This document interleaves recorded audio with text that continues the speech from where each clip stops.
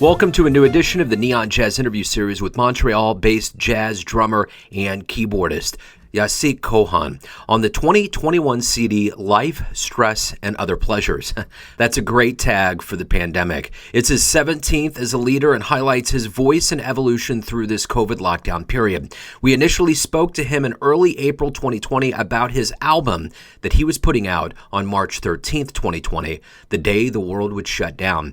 And this conversation was a huge departure from our initial one back when this all began. There are still ambiguities abound, but there are concrete notions and appreciations, and we talk about all of that. Enjoy. Are you doing okay? Everything's okay with you?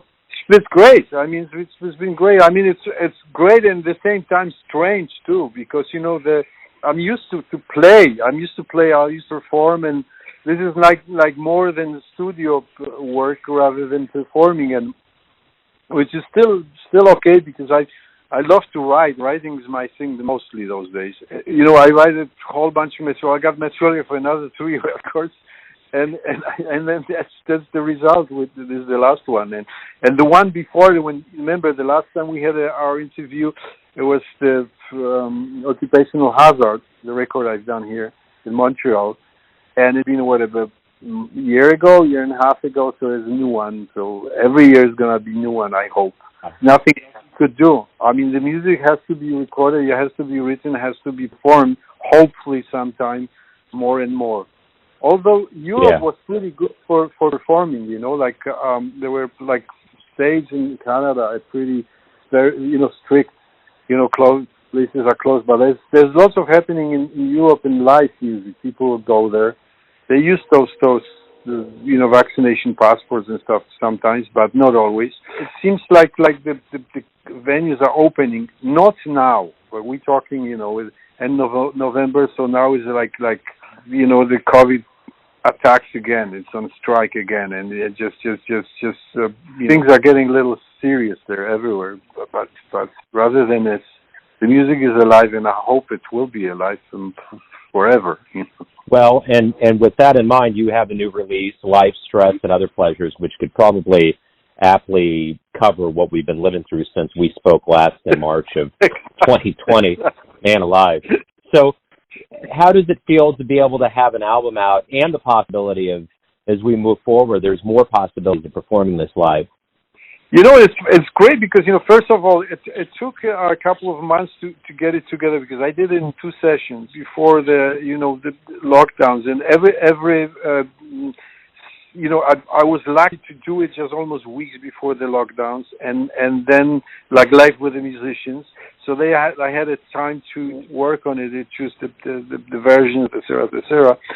Then I had some additional instruments like horns, the wood instruments to be added and stuff like that. So this was done remotely. New technology helps a lot. That's whatever we can look at it different ways. But I think in this case, when you're not abusing the technology or internet to some other stupid things, it could be very, very useful for times like that. With this time that we've had away, it's been a time of self-reflection. People have really kind of, honed in on themselves. What did you learn about yourself during this time that maybe you didn't realize before that's going to make you stronger as you reemerge with a new album? That's the part of the deal, man. It's just, when I got into work, it was like almost steady job because, I did it, I started regularly doing the studio things. And slowly, but very slowly, because usually when you go to the studio and when you mix, when you do things, you pay lots of money. You stress with it, So instead of doing this or other version of it, you just think, oh shit, that's the best one so far. Let's go for it. Because of the COVID, I had a comfort of the time, and also I have my little home studio, which I could do pre-production. You know what I mean? So with the pre-production, I could experiment with certain mixes, this and that and that. And then when it was ready, when lockdown was off, I went to the studio with the bigger equipment and basically saved a lot of time and lots of money this way, because all the pre-production was done at my studio. as I said, very slowly, very carefully. I could pay attention to details and stuff like that. So that it wasn't that bad. Actually, I enjoyed it. I'm telling you. The time was passing by. Of course, like you have to leave. There's the things around as your family and stuff. Knowing that I don't have to chase the gigs which are not existing. Because usually that's the main problem, because you're doing this and that, and then you're chasing gigs, you're trying to book the gigs and this. And this was out, so I didn't have this problem for, the lockdown times. It wasn't that bad. I was lucky to have this passion during the COVID.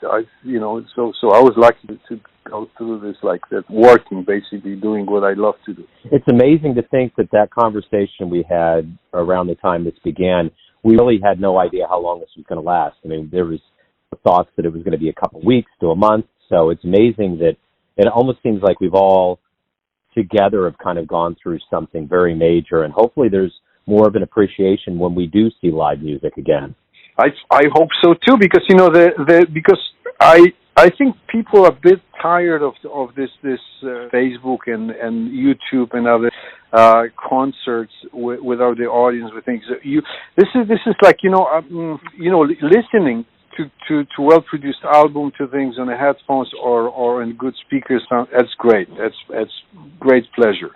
But the other side to it, I think, is to see the band live and knowing even those tunes and just wondering how they would sound live. And they, especially in the jazz music, they all sound always different, and they could be great. They could be not that great, but most of the time, when there's a great band, a great audience, the music gets better than on the record. So I hope very much that people won't forget this feeling, this yearning, this urge to listen, to go to concerts and listen to musicians who spend their lives try to get better and better for all your life. We all trying to learn, like this Pablo Casals said, I'm practicing because I think I'm making progress.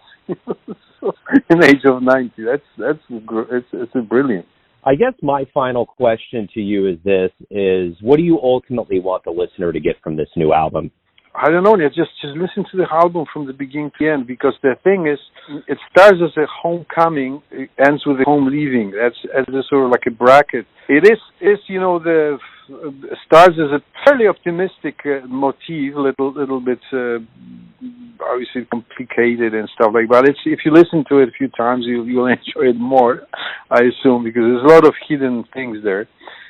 And ending is the same tune done in whole tone scale, which is like the same, but it's different because of the changing the scale. It got murky, it got dark, got a little mysterious.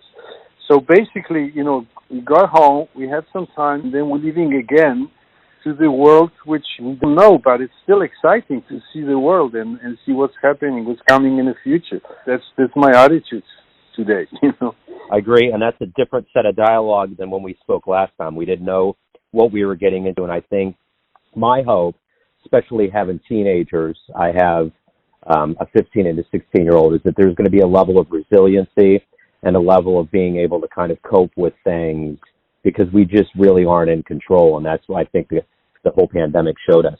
But listen, kids adjusting. They will adjust to the times, to the conditions, and it's like we adjusted. Like, if you remember our grandparents, telling us this and that, and we say, oh, come on, it's just not as bad and stuff like that. So kids are adjusting. We human beings, perfect beings, I think, I believe that. And we will adjust, so you kids will adjust, like my daughter adjusts, and everybody's just slowly adjusting, as long as we keep the good attitude, positive attitude. That's what it is. Or be positive. I mean, that some people went through worse and some other things, and they're still going through it, and let's hope there's a light ahead of us. Let's hope that's gonna be good, and I hope it. I really hope it's and believe it in. You're 100% correct, and that's a great way to wrap everything up, with hope. So, man, it's great to catch up with you again. It's great to see you have music out there, and it's been really good.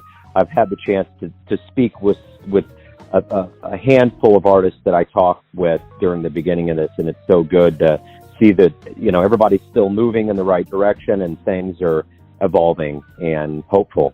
So it's good. Great, and thanks again for doing what you're doing, man. Because this is part of the deal, Without people like you, there would be much, no reason to do that. So thanks again, man. Thanks for listening and tuning in to another Neon Jazz interview, where we give you a bit of insight into the finest players in Montreal, Kansas City, and spots all over the world, giving fans all that jazz. Thanks to Jacek for his time and story. If you want to hear more interviews, go to Famous Interviews with Joe Domino in the iTunes Store. Visit Neon Jazz at youtube.com, and for everything Neon Jazz all the time, go to the neonjazz.blogspot.com.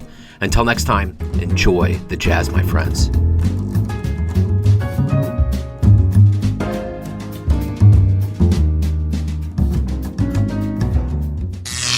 Neon Jazz.